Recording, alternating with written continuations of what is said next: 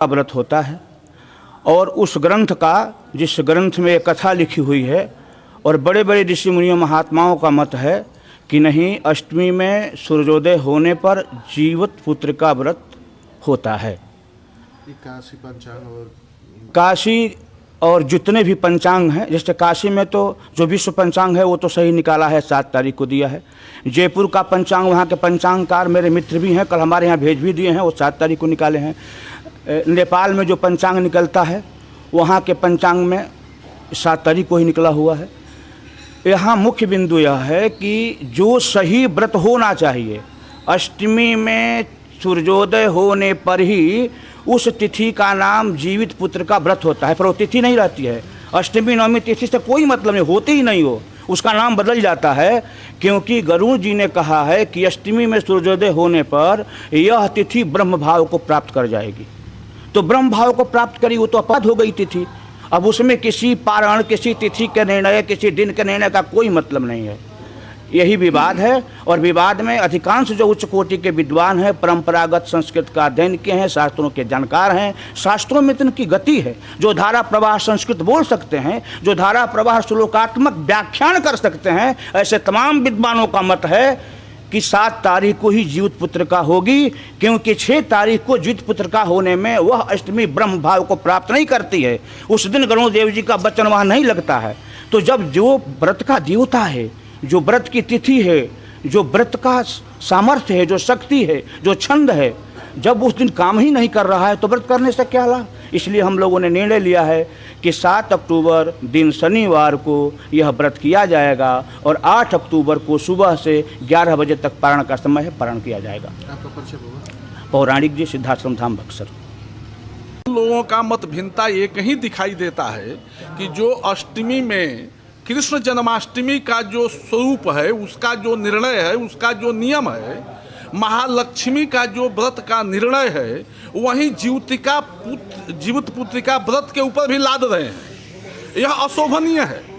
जीवित पुत्रिका व्रत जो है वो केवल सूर्योदय दिनेश के आधार पर होता है और महालक्ष्मी व्रत जो होता है वो चंद्रोदय के आधार पर होता है। कृष्ण जन्माष्टमी 12 बजे रात को जो आ गई अष्टमी, उसी समय से उसको माना जाता है।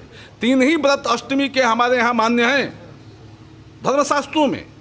और ये लोग वो घसीट करके, जैसे हम लोगों के यहाँ गर्दन ममोर एक लड़ाई में होता था, वहीं घट ममोर करके ये लोग ला करके जीवित पुत्र का व्रत में खड़ा करते हैं। नहीं तो भविष्योत्तर पुराण एकदम साफ स्पष्ट उस व्रत में लिखा गया है कि प्रयत्ने न वर्जयित, माने प्रयत्न पूर्वक इसको रोकना चाहिए।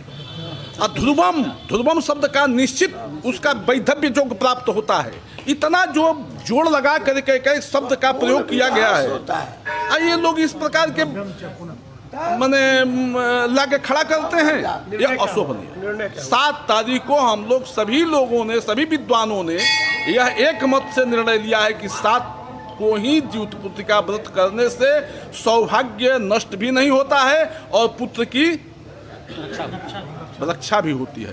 क्योंकि यदि आप चले, हमारे यहाँ भोजपुरी में खिस्सा कहा जाता है कि कोह खाती गोइलियाँ मंगिए गंवा के ओइली। एजा पुत्र खातिर हम कामना करके व्रत करता नहीं है, एजा सौभाग्य नष्ट करे के एजा जो व्रत में लिखल जाता हुए होता, यह बहुत अशोभनीय है।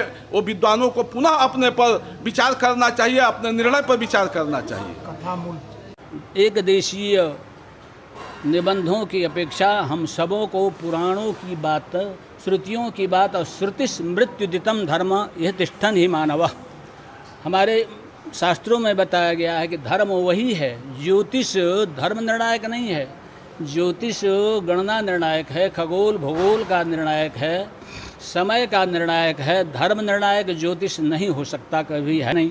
जो किताब हम पढ़ते हैं, पुराण की किताब, जीवित पुत्र का व्रत से संबद्ध, उसे ही हम मानकर चलें। उसमें यह लिखा गया है कि उदय व्यापिनी अष्टमी होनी चाहिए और दूसरी बात कि उदय व्यापिनी नवमी में पारण भी होना चाहिए।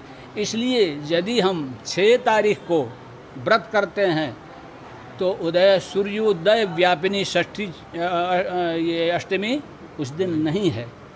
और दूसरे दिन नवमी उदय व्यापिनी नवमी भी नहीं है। ऐसी स्थिति में यदि हम 7 तारीख को व्रत करेंगे तो उदय व्यापिनी अष्टमी और पारण के लिए विहित उदय व्यापिनी नवमी भी प्राप्त हो जाती है। अतएव सभी शास्त्रों के आलोडन से यह निष्कर्ष निकलता है कि 7 तारीख को जीवित पुत्री का व्रत आचरणीय है।